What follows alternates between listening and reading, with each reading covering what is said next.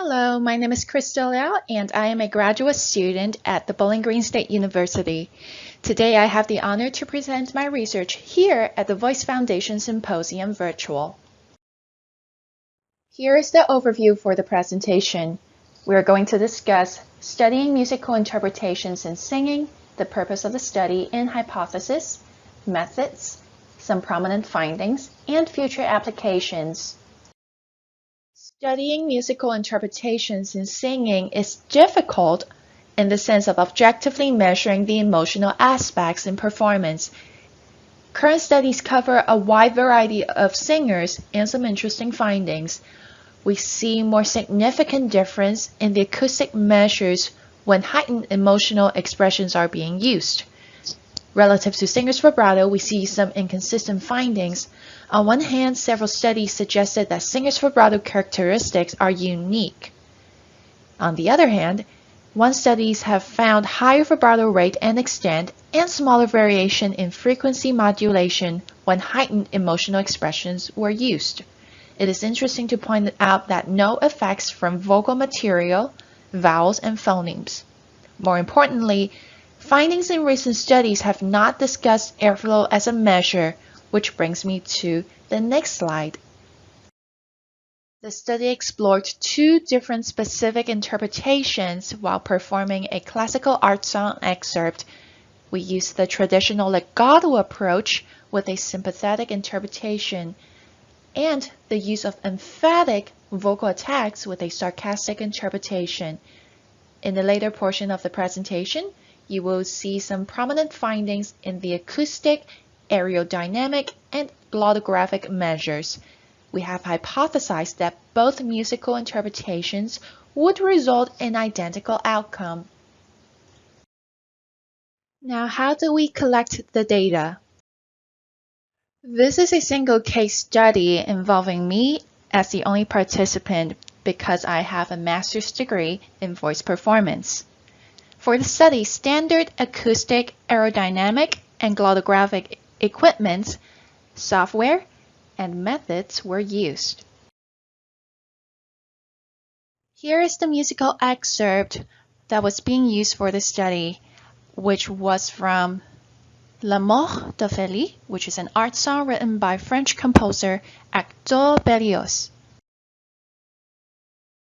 Now we get a chance to listen the two different performances using different emotional interpretation. First off, the legato performance.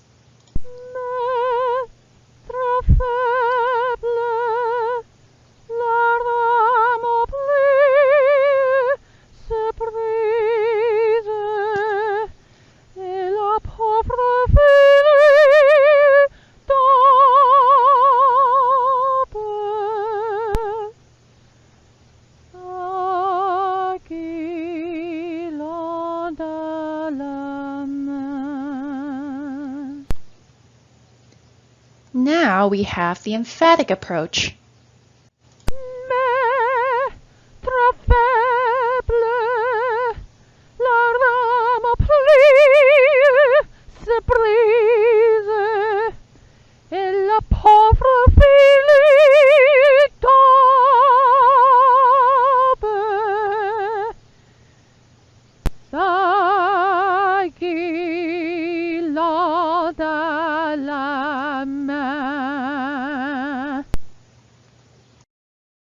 Okay, let's talk about the findings.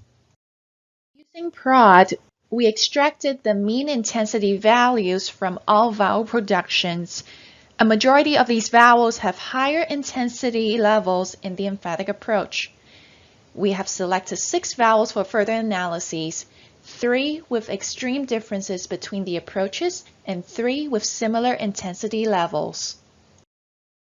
We see differences in intensity between the two approaches, but we still need to answer the question, what makes the traditional legato approach different from the sarcastic emphatic approach?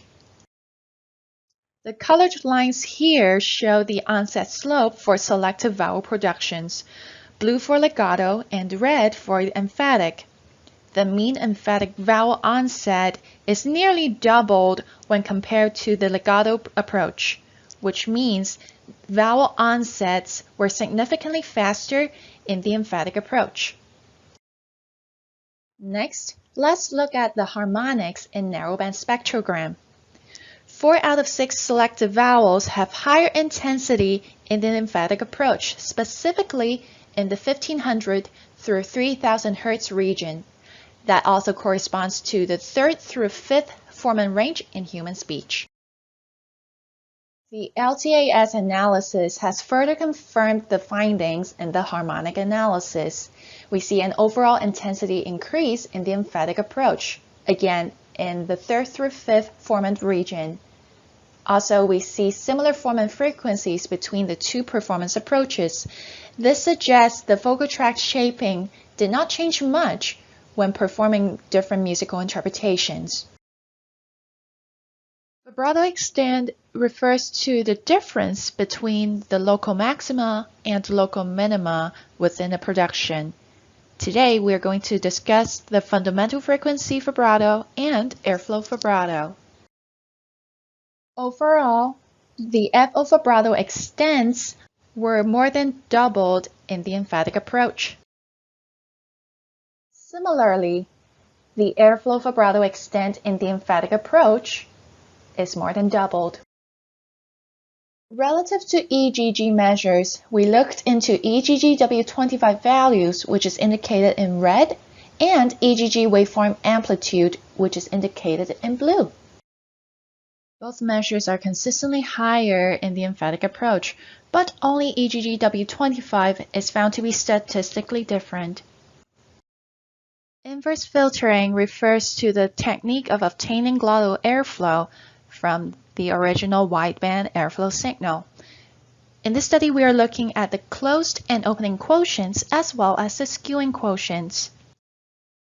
We see higher closed quotient and lower opening quotient in the emphatic approach in 4 out of 6 vowels. Relative to skewing quotients, we don't see any significant differentiation between the approaches.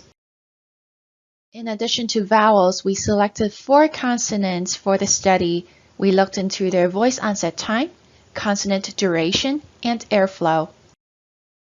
Relative to VOT and consonant duration, the values between the two approaches were rather similar. This suggests that varying musical interpretation does not necessarily impact the timing characteristics of consonants.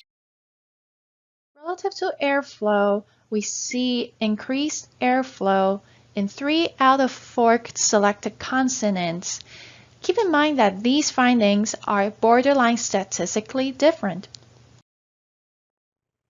Again, the airflow signal contour has confirmed an overall increased airflow during the emphatic approach, which suggests that there is an increased subglottal pressure. The findings of the study can be applied in several areas. In musical performance, performers can have a better insight in the physiological perspective in singing as they interpret the same piece of music differently. For music educators, the findings can benefit them in developing more effective teaching techniques without sacrificing their students' vocal health. When it comes to clinical context, this can be applied into combining the healthy vocal fold production technique and variation in prosody, as well as learning how to interpret and communicate speech in different emotions. In conclusion, what differentiates the emphatic approach from the legato approach? We see higher harmonic intensity values in the 1500 through 3000 Hz range. We see wider vibrato extents in both airflow and fundamental frequency vibratos. We see greater laryngeal adduction and more airflow in most of the selected vowels and consonants. This means an inferred increased subglottal pressure, higher glottal adduction, and longer contact time between the vocal folds. Once again, it is my honor to present my research today. If you have any questions, we look forward to connecting with you. In the meantime, please stay safe and stay healthy.